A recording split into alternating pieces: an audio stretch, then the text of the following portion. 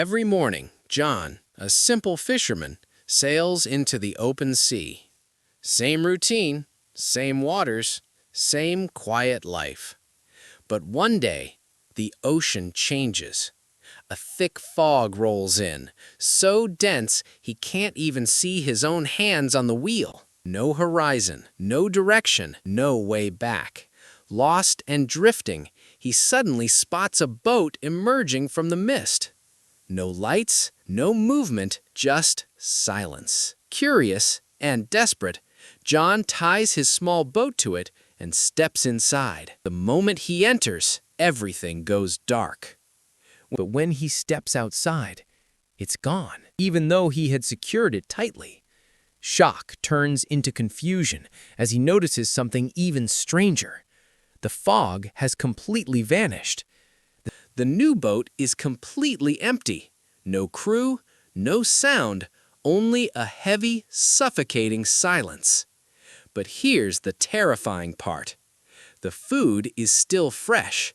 Clothes are neatly placed in the closet. There are clear signs someone was here just moments ago. So where did they go? And more importantly, why does it feel like he's not alone? Out in the middle of the ocean, sometimes the scariest thing isn't what you see, it's what you don't.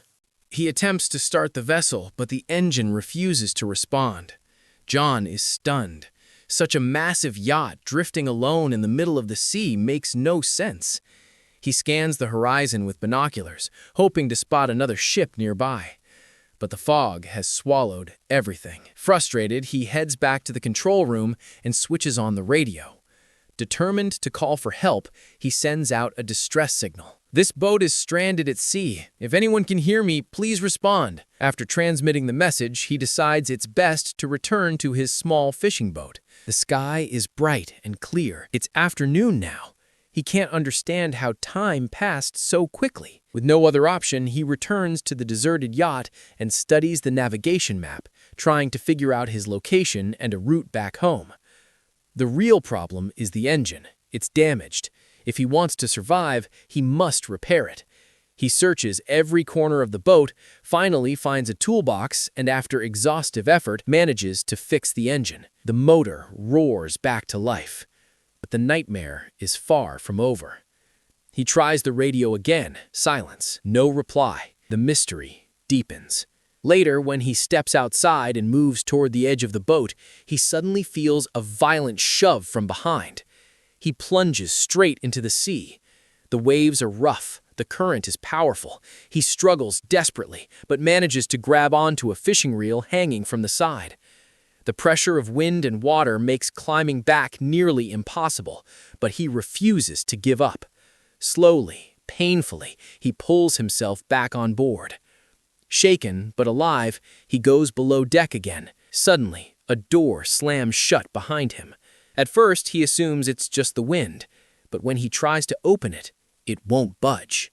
The lock seems jammed from the inside. He pulls out a coin and tries forcing it into the latch. Nothing works. That's when it hits him. He is not alone. Someone or something is toying with him. He screams, "Whoever you are, open the door! I'm not here to steal anything!" No response. Realizing help isn't coming, he searches the cabin further and freezes. There are bloodstains. Fear grips him, but he forces himself to act. He grabs a tool and attempts to break the lock. Suddenly, the entire boat begins shaking violently. He looks up and spots a small window. Somehow, he squeezes through it and climbs out. In the distance, a massive cargo ship is heading straight towards him. Direct collision. He desperately waves his shirt in the air, trying to signal the crew. No one notices. The cargo ship keeps coming. Thinking quickly, he grabs a rope, hoping to slow his drifting vessel. He ties it and throws it outward, but disaster strikes. The rope gets tangled in the engine propeller, jerks violently, and snaps back, wrapping around his neck. He begins choking. On the verge of death, he uses a sharp tool to free himself. His neck burns red. He gasps for air, barely alive. Though the rope slows the boat slightly, it isn't enough. The cargo ship crashes into it. The impact throws John to the floor. His head strikes hard.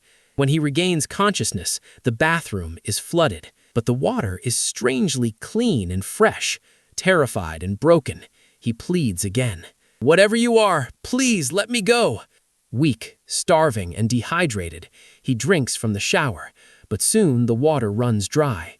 He turns to the sink. This time, the water tastes salty. That's when he realizes the truth. There's a breach in the hull. Seawater is pouring in. The ship won't last much longer. He pounds on the door, but it seems locked from outside. Above deck, it feels as if an unseen force is steering the vessel. The water level rises rapidly. Exhausted, he drifts into sleep. A violent storm strikes during the night, tearing the ship apart and leaving John severely injured. By morning, the water has risen to his face. Only his nose and mouth remain. Now he understands. Only a few moments of life remain. Suddenly, John hears a faint clicking sound, like a lock releasing somewhere nearby. The moment he turns the handle, the door bursts open with a violent crash. The pressure of the rising water is so intense that the door rips loose and collapses, and he barely manages to escape with it. Gasping for air, he rushes straight to the upper deck. The air below had almost run out. By now, he's certain some unseen force is deliberately tormenting him. Physically drained and mentally shattered, he watches the water continue to flood the vessel.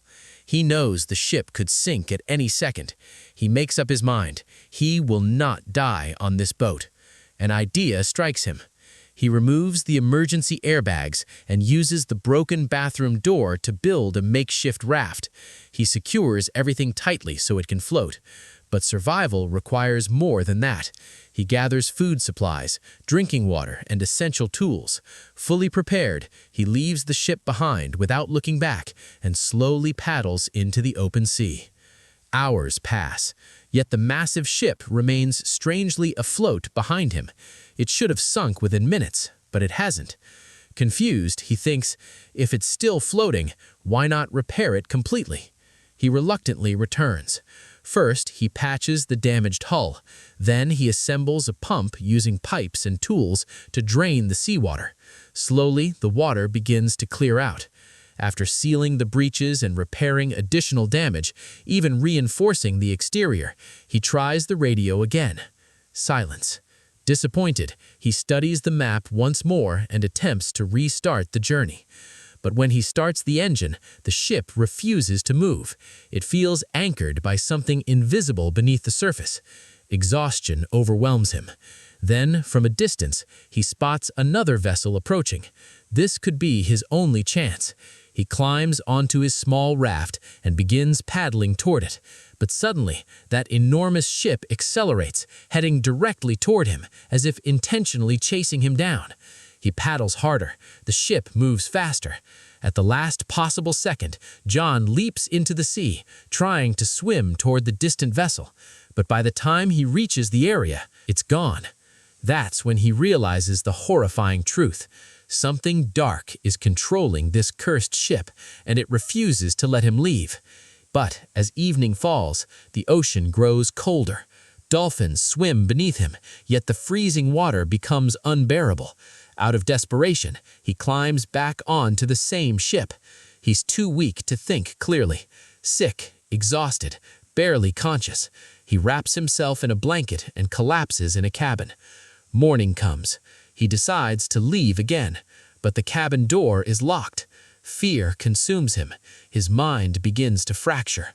Why is this happening? He notices a small storage compartment. When he opens it, he finds a narrow passage leading upward, a ventilation shaft. He squeezes into the tight space. Every time he tries to climb, he slips and crashes down. Bruised and bleeding, he keeps trying, again and again. Finally, he reaches the top and struggles with the vent window. It won't open. It feels sealed on purpose. The oxygen is running out quickly. The door below is locked. There's no escape. This could be the end. Then, that same clicking sound. The vent unlocks. Without hesitation, John pushes it open and crawls out. Fresh air fills his lungs. When he looks ahead, he sees the ship moving toward a small island. As soon as the ship reaches shore, he jumps off. Furious, he grabs a wooden stick and searches the island, convinced someone must be behind this horror. But the island is empty, not a single human trace. Confusion turns into fear once more. When he looks back at the sea, he sees the same mysterious ship slowly sailing away, calm, deliberate, as if hunting for another victim. Now he's certain. The ship and this island are controlled by something evil. He must escape.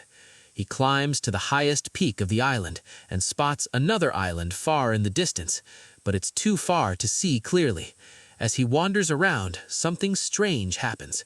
He slowly circles back to where he started, and when he arrives, his heart stops. It's the same place where his journey began. His old boat sits there, the same people, the same setting, as if nothing ever happened, as if the entire nightmare reset itself.